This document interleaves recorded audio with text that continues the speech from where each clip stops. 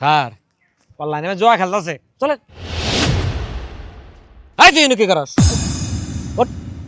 Sir mobile অনলাইনে জুয়া খেলে মোবাইলটা দেখেন হাতে নাতে ধরছি সিরিয়াস কেস এই থানা নিয়ে চলো হ্যাঁ হয়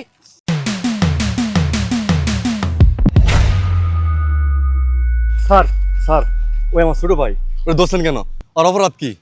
আপনি ওর ভাই নিশ্চয় আপনি জানেন ও একজন জুয়ারি হাতে নাতে ধরলাম আজকে অনলাইনে জুয়া খেলে আমরা ছোট ভাই সেজন্যই থানায় নিয়ে গেতাছি কি বলেন স্যার?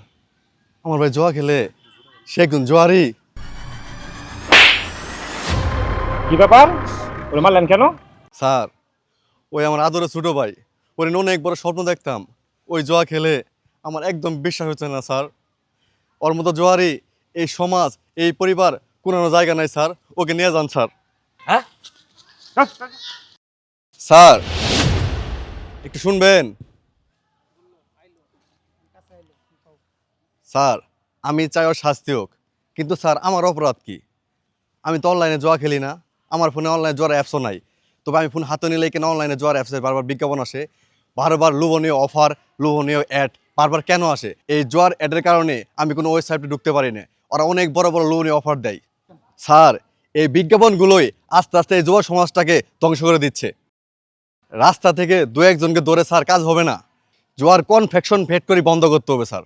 যদি না বন্ধ করা যায় অনলাইন জোয়া ধ্বংস করে দেবে আমাদের এই তরুণ প্রজন্মকে। ঠিক কথা বলেছেন ভাই, শুধু দুই একজনকে ধরে আনাই নয়, যে মাধ্যমগুলো মানুষকে উৎসাহিত করে সেই মাধ্যমগুলো প্রতিরোধ করা আগে জরুরি। অনলাইনে জুয়া ব্যক্তিগত ভুল একটি পরিসরের ফল। বিজ্ঞাপন নিয়ন্ত্রণ ও সচেতনতা ছাড়া যুব সমাজ ধ্বংসের পথে। সবাই মিলে এই জুয়ার কারখানা বন্ধ করি।